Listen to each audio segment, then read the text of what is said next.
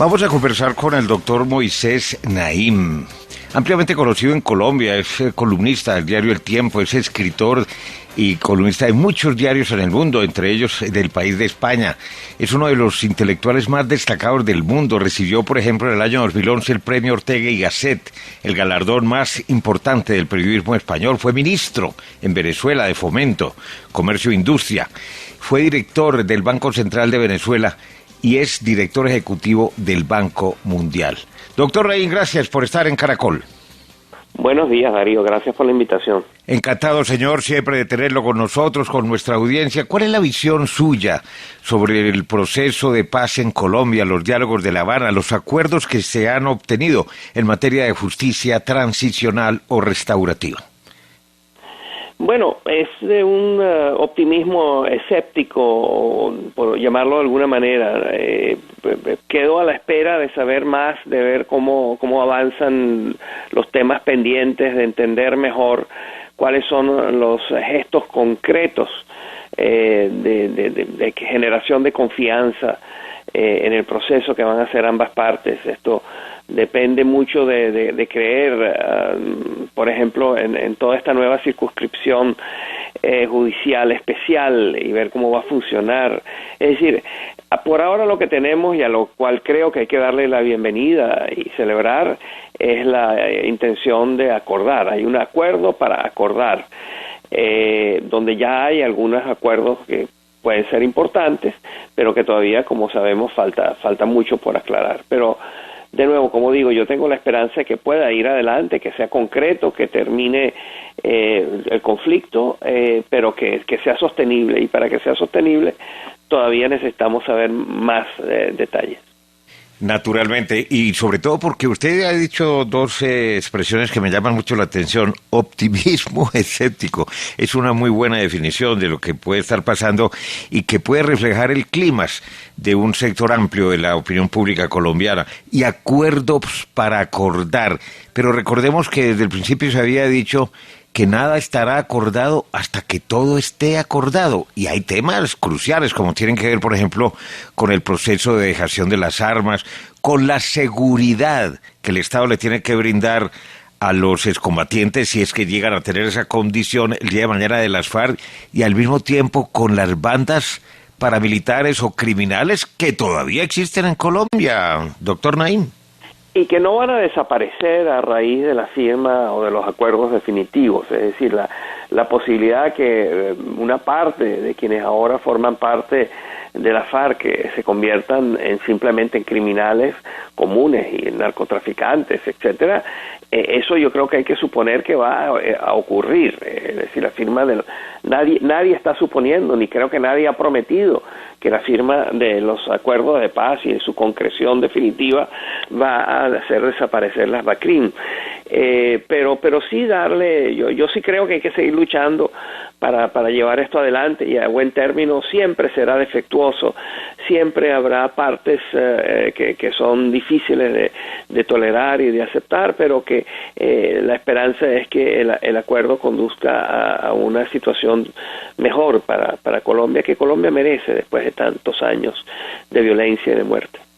Doctor Naim, ¿cómo no preguntarle, hablando con usted que tiene una visión a distancia, con perspectiva, enmarcada en un conocimiento global de América Latina, de las situaciones políticas y económicas de estos países, por su país, por Venezuela? ¿Qué va a pasar en Venezuela? Yo creo que nadie lo sabe, yo creo que ni siquiera el gobierno lo sabe. Yo creo que ellos están manejando una situación de emergencia día a día. Yo creo que muchos de ellos se sorprenden de que llegue un día y después, y todavía no ha pasado una catástrofe mayor aún. Es importante señalar que todos los días en Venezuela hay alguna revelación que en situaciones normales produciría una feroz reacción del pueblo o del mundo, y no ocurre. Yo creo que en Venezuela el mundo sobre todo está ya acostumbrado a que pasan las cuestiones más horribles en todos los sentidos, y no pasa nada, ¿no? Hay una tolerancia acerca de la tragedia venezolana que realmente es indignante. Claro, pero normalmente los regímenes se caen por razones de carácter económico. ¿Cómo está aguantando realmente Venezuela con los precios tan bajos del crudo en el mercado internacional? Realmente las condiciones económicas a veces no son las que conducen a la caída de los regímenes. Si el régimen tiene las armas y la disposición de asesinar a sus conciudadanos. Hay muchos regímenes en el mundo. En Cuba, por ejemplo, la situación económica después que cayó la Unión Soviética fue terrible. Había hambrunas, había escasez de todos los productos, había realmente, se pasó mucha hambre.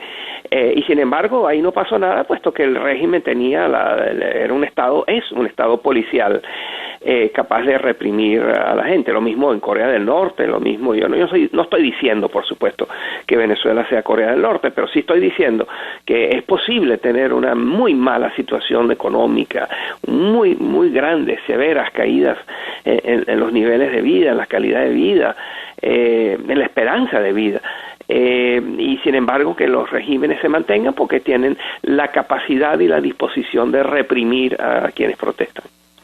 ¿Hay alguna posibilidad de que hacia el futuro, y dependiendo mucho de la evolución de la situación, los militares se dividan? Porque hasta el momento han sido una casta privilegiada por razones económicas. Sí, eso es así. Yo sí creo que los militares están divididos. Yo creo que hay facciones importantes, pero es importante entender que en Venezuela los militares no son la categoría militares no funciona muy bien en Venezuela, porque las fuerzas armadas de un país normalmente tienen una situación jerárquica clara y con funciones muy muy bien delimitadas. En Venezuela no es así. Hay facciones dentro de los militares. Está demostrado que hay partes importantes de los militares que son simplemente bandas criminales, que están involucrados en el narcotráfico, que están involucrados en el contrabando de extracción, que están involucrados inclusive en actividades de minería ilegal. Entonces, dentro de eso, los militares se han convertido en un negocio, que es un negocio criminal, y dentro de las Fuerzas Armadas hay diferentes compañías, entre comillas, diferentes grupos económicos que rivalizan entre sí por los mercados ilegales, por el poder, por el control, etcétera. Y entonces es la rivalidad entre estos grupos lo que también puede tener unas consecuencias importantes en términos de la estabilidad política en Venezuela. Doctor Naim, de cara a las elecciones legislativas del mes de diciembre, ¿puede ser este el punto de inflexión para que se produzcan algún tipo de cambios en Venezuela, o usted es pesimista frente a lo que pueda ocurrir? No, yo no puedo perder las esperanzas, yo tengo que tener siempre, es nuestra única salida, a pesar de las trampas, de los abusos, del ventajismo descarado con el cual el gobierno va a las elecciones, con el uso indiscriminado y total de recursos del Estado, de dinero, de coacción a los funcionarios públicos y el mensaje a muchos, a millones, haciéndoles entender que su voto no es secreto y que si votan contra el gobierno pueden perder los subsidios de los cuales depende su familia. Entonces, yo entiendo que eso está ocurriendo, pero entiendo también que no hay otra alternativa. Todas las encuestas indican que en estos momentos la popularidad del presidente Maduro, la popularidad del gobierno está por el piso. Sin embargo, también es posible imaginar que el gobierno haga las trampas sutiles, inteligentes, secretas, misteriosas, que tiene el gobierno para llevar adelante victorias electorales que no merece. Sin embargo, quienes como yo no estamos en favor del gobierno, no tenemos otra opción. Hay que salir a votar, hay que salir a votar masivamente, y todas las encuestas indican que en estos momentos hay un repudio de la población hacia el régimen. Doctor Moisés, ¿qué piensa del silencio de la mayoría de presidentes latinoamericanos y, por supuesto, UNASUR frente a la condena irregular y arbitraria a la que fue sometido Leopoldo López? Bueno, hay una frase terrible que dice que los países no tienen amigos sino intereses, y entonces lo que estamos viendo es cómo los intereses prevalecen y hemos visto con indignación la manera, ese elocuente silencio de América Latina con respecto a lo que pasa en Venezuela. Los países hacen cálculos, los países tienen intereses, y lo que yo lamento es que los países no solo tienen intereses, los países también deben tener valores, y en este caso los valores, los principios de la libertad, de la defensa de la democracia, de tratar de proteger a los débiles que están siendo encarcelados, torturados, maltratados por un régimen que realmente no tiene límites, porque tiene concentra todos los poderes. Y hemos visto un silencio realmente, como he dicho, es un silencio muy elocuente, el silencio de Dilma Rousseff, el silencio de Michelle Bachelet, el silencio, por supuesto, automático, solidario y cómplice de Argentina, el de México. En fin, estos son todos países en los cuales cuando hubo situaciones parecidas en los años 70, en los años 60, Venezuela acogió con enorme generosidad a los refugiados políticos chilenos, argentinos, brasileños, sin preguntar nada y sin importar cuál era la ideología y cuál era el punto de vista. Lo que bastaba era que eran personas que estaban siendo perseguidas y eran exiliados políticos, y fueron acogidos con gran generosidad por Venezuela. Muchos de estos hoy en día están en el poder y muchos de estos olvidan esos principios. Señor Naim, volvamos a Colombia un segundo. Ayer el Fondo Monetario Internacional dijo que la economía en América Latina va a estar a la baja, va a revisar sus pronósticos hacia abajo. Usted también dijo que va a haber como una tormenta perfecta en el continente. ¿Cómo ve a Colombia bandeándose en esa tormenta? Mejor que el resto de América Latina y peor que el pasado. Colombia está mejor preparada, tiene unas circunstancias superiores a las que tiene, por ejemplo, Brasil, o las que estamos viendo claramente en Venezuela, las que estamos viendo también en Ecuador. Pero comparado con los años de las vacas gordas que hubo recientemente debido a los altos precios de las materias primas, a la abundancia de los flujos financieros, del crédito, de las inversiones, etcétera, va a ser una época más dura.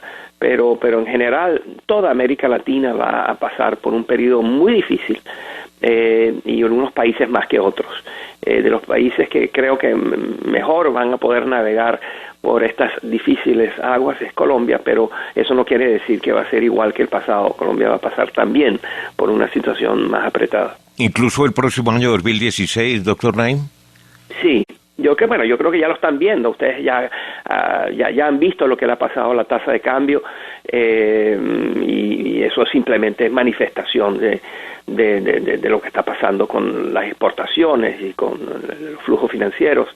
Están viendo lo que está pasando con el precio del petróleo, que está en una banda relativamente más baja. Eso va a continuar. Bueno, y finalmente preguntarle también por el tema del cierre de la frontera. ¿Usted ve posibilidades de que se reabra, aunque sea parcialmente, antes de las elecciones en su país? Y esa es la palabra, Darío, son las elecciones.